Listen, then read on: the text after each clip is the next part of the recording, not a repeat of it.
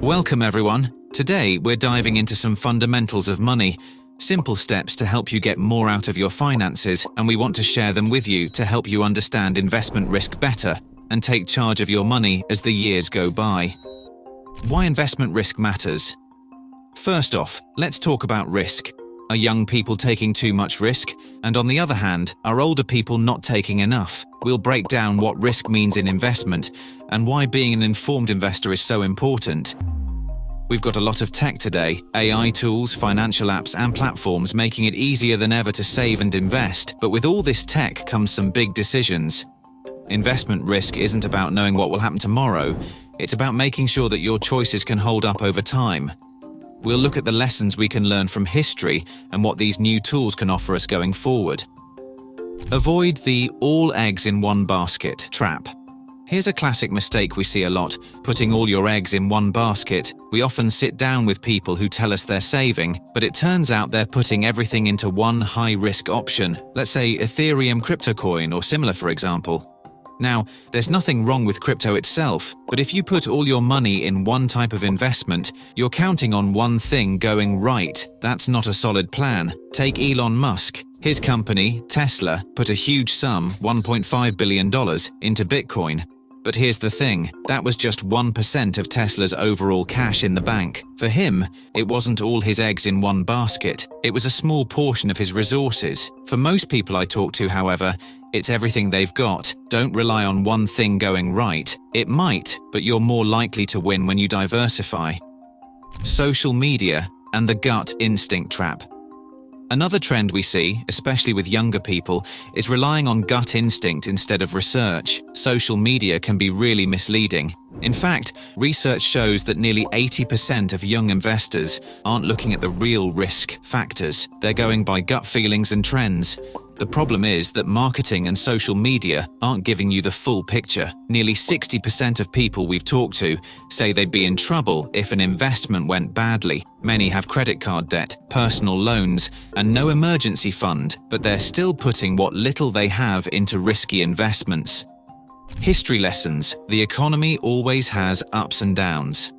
We've been through quite a few financial ups and downs in our careers. September 11th, the oil price crashes, the 2008 financial crisis, and most recently, the global pandemic. From a market standpoint, it's been rough, but when you step back, there's a big picture trend. When you break down market returns over 5-year periods, you'll see that stocks, even with the ups and downs, often perform well over time. Cash, on the other hand, rarely beats inflation. So while it's important to keep some cash on hand, remember that inflation is also a risk. If your cash isn't growing, its purchasing power is slowly eroding. Bear and bull markets. Understanding economic cycles. You'll often hear the terms bear market and bull market. These are just fancy terms for the market's natural cycle of ups and downs. Historically, economic cycles typically last around 7 years, more or less, with about 3.5 years of growth followed by a downturn.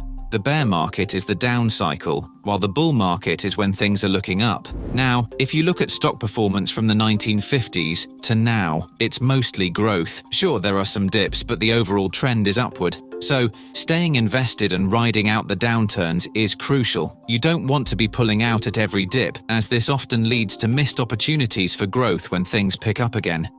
Why timing the market doesn't work. One of the best pieces of advice we can give you is to think long-term. Trying to time the market, jumping in and out based on short-term changes, usually doesn't work out. Instead, focus on time in the market. If you can let your investments grow over 5 years or more, you're more likely to see positive returns, even with the market's natural ups and downs. Build a financial foundation. Prioritize debt, savings, and an emergency fund. Before jumping into investments, focus on getting your financial basics sorted. High-interest debt, like credit card debt, should be a priority to pay off. Mortgages and student loans, on the other hand, are usually lower priority since they have lower interest rates. But once you've got a debt repayment plan in place, start building an emergency fund. Aim for 3 to 6 months of living expenses. Once you've got your debts under control and an emergency fund, then it's time to start thinking about investments. Start small if you need to, and build it up gradually. ISAs and pensions, the sweetie wrapper of savings.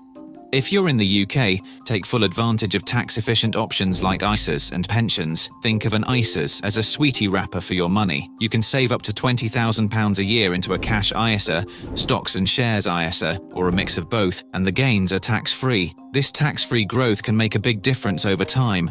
For pensions, don't overlook your workplace pension. Your employer likely contributes, which is free money for you. The charges for pensions and ISAs these days are also quite competitive, making it affordable to start investing in funds managed by professionals who know the markets. Many people don't realize the value of these options, but they're powerful tools to help you grow your money over the long term. Understanding fund types, balancing risk with growth.